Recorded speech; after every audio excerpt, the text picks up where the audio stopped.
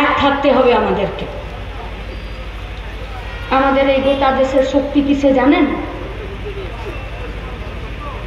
আমাদের অনেক ভাষা, অনেক ধর্ম, অনেক জাতি, অনেক উপজাতি, আর তার মধ্যে ঐক্যটাই হলো আমাদের সব থেকে বড় শক্তি। আর ওরা আমাদেরকে বলছে যে এত ভাষা, এত জাতি, এত ধর্ম, এইটাই তোমাদের সব থেকে বড় বিপদ, এটাই তোমাদের বিপদ। আসলে ওটা আমাদের বিপদ নয়, ওইটা ওদের নিজেদের সরকারের টিকে থাকাতে বিপদ, তাই ওরা ওটাকে বিপদ বলে আমাদের কাছে চালাতে চাইছে। এবার আমাদেরকে ঠিক করতে হবে যে ওই ঠাকুর মশাইয়ের গল্পের মতন করবো কিনা। ঠাকুর মশাই পুজো করে এসেছিলেন, কাঁধে একটা ছাগল নিয়ে যাচ্ছিলেন, আর তিনটে চোর মিলে ঠিক করলো আর বললো ঠাকুর মশাইয়ের ছাগলকে তো আজ আমি হাত করবো। গল্পটা জানেন তো? প্রথম চোর বললো ঠাকুর মশাই কি নিয়ে যাচ্ছেন? বললো কেন ছাগল? বলছে ভুল হচ্ছে, আপনার কাঁধে কুকুর আছে। তারপর বললো ঠাকুর মশাই কুকুর নিয়ে কোথায় যাচ্ছেন? বললো কুকুর নয় গো, ছাগল। বললো ভালো করে দেখুন।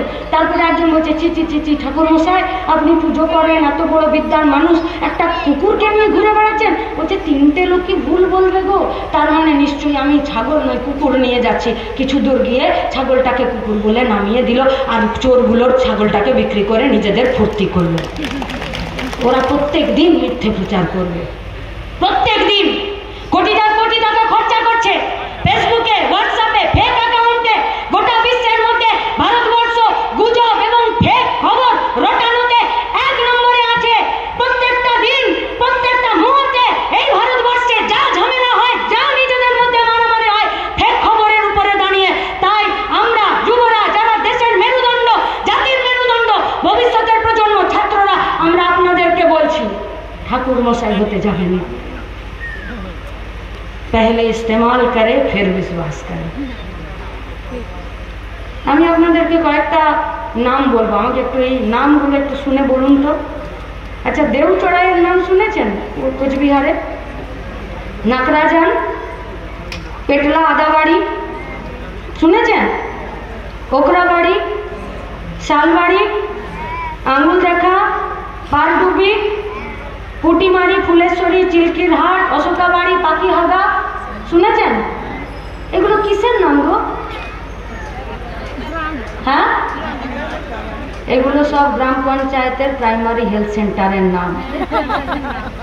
এই কোচবিহারের সব কটা হেলথ সেন্টারের যে অন্তর বিভাগগুলো আছে সেই বিভাগগুলো বন্ধ, ওষুধ পাওয়া যায় না। আউটডোরে যে ডাক্তার দেখে সেখানে ডাক্তার নেই, ফার্মাসিস্টরা ডাক্তার দেখে। কোথাও কোথাও তো গেটের তালাই খোলে না।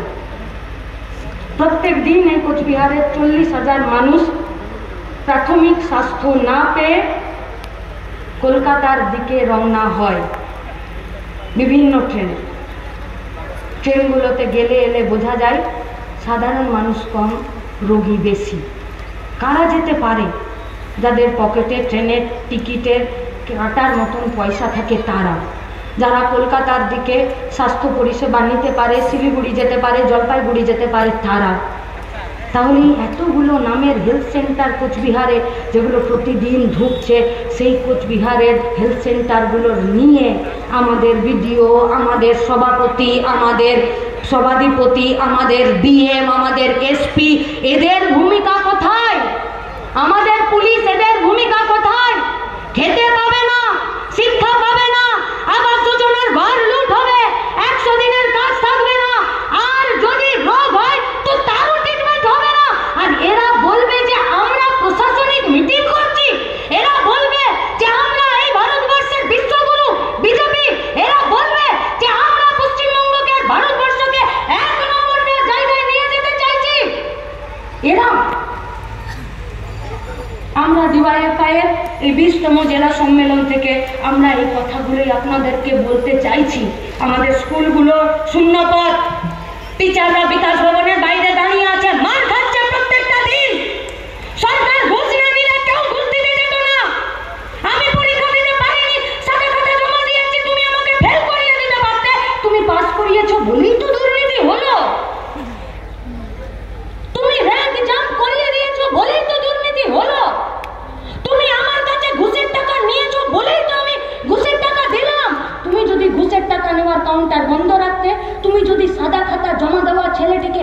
ফেল করিয়ে দিতে, তুমি যদি কম নাম্বার পাওয়া ছেলেটিকে মেয়েটিকে শেষে রাখতে আর বেশি নম্বর পাওয়া ছেলেটিকে মেয়েটিকে সামনে রেখে চাকরি দিতে, আজকে 26,000-এর চাকরি যেত চাকরি।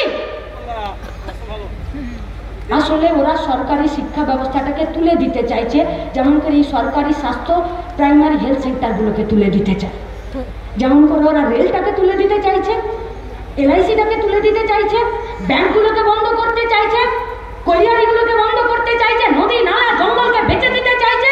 ঠিক সেরকম এরা আমাদের সরকারি শিক্ষা, সরকারি স্বাস্থ্য, সরকারি রেশন ব্যবস্থা এরা তুলে দিতে চাইছে। आप लोगों के पास हम लोगों का सवाल है, किसके पास रहेंगे आप लोग?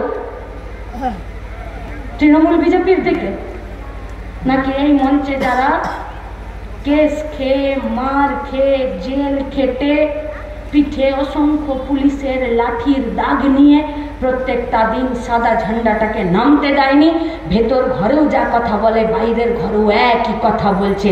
আমাদের হাতির দাঁত নয়, দেখানোর জন্য এক আর খাবার জন্য এক। আমাদের কথা এক, আমাদের লড়াই এক, আর সেই লড়াইয়ের একটাই মাত্র দিক হলো, যেটা হলো সবার জন্য কাজ, সবার জন্য শিক্ষা। আমি আমার কথাকে শেষ করতে চাইছি। যারা এখানে এসেছেন আমাদের এই সভা থেকে আমরা বলছি, আমাদের কাছে এখন মূল যেটা আমাদের সম্পদ, দেশকে এক রাখার সাহস। আর তৃণমূল বিজেপি এরা কিছু নিজেদের বলছিল, কমরেড অনন্ত রায়, যে 2 পয়সা 5 পয়সা সব ফুটো মস্তান। এইসব ফুটো মস্তানদের মাথায় পুলিশ আর সিভিকগুলো ছাতা ধরে আছে, তাই ফুটো মস্তানরা কেউ 56 ইঞ্চি ছাতি দেখাচ্ছে আর কেউ পিসির ভাইপো হয়ে এলাকায় নিজেদের তাণ্ডব নাচিয়ে বেড়াচ্ছে। পুলিশকে বলছি ছাতাটা বন্ধ করে দিন, এদেরকে আপনাদের বিনা ছাতাতে রাস্তায় এসে দাঁড়াতে বলুন, তারপরে বোঝা যাবে কার কত জোর আছে, কার কত জোর আছে। পুলিশদেরকে বলছি সাবধান হয়ে যান, এই সরকার বেশি দিন টিকবে না। আর সরকার যদি না টেকে, আপনার দুর্নীতির আর মানুষকে হয়রান করার সব ব্ল্যাক লিস্টের তালিকা আমাদের কাছেও আছে। সেদিন কিন্তু পাবলিকের মার থেকে কেউ বাঁচবে না, সবাইকে কিন্তু রাস্তায় এসে নিজের করা অপরাধের দায় নিতে হবে। আর সিভিকদেরকে বলছি, ভাই অতিবার বেরো না, ঝড়ে পড়ে যাবে। তোমার না আছে পার্মানেন্ট চাকরি, না তোমার চাকরির কোনো নিয়োগপত্র ঠিকঠাক, না তোমার বেতন, না তোমার পেনশন। চাকরি গেলে বা রিটায়ার্ড হলে ওই তো কটা টাকা পাবে। এখন তো একবার পেটে ব্যথা হলে আলট্রাসোনোগ্রাফি করাতে গেলে 2400 টাকা উড়ে যায়।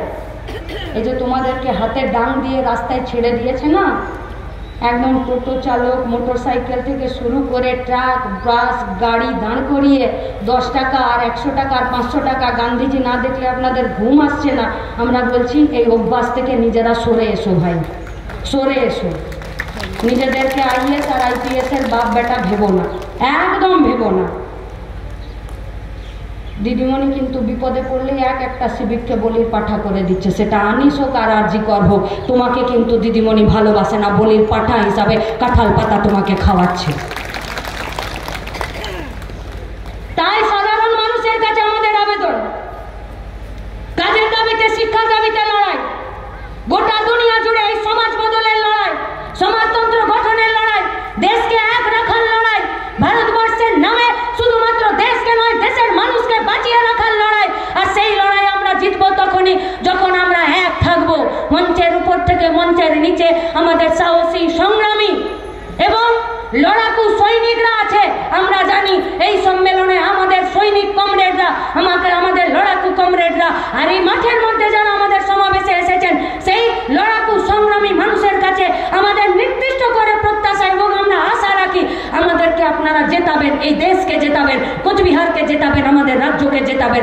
মানুষকে বাঁচানোর, মানুষকে জেতানোর লড়াইয়ে আপনাদের সবাইকে সামিল হতে আহ্বান জানিয়ে আমার কথা শেষ করছি। ইনকালাব জিন্দাবাদ, ডিওয়াইএফআই জিন্দাবাদ।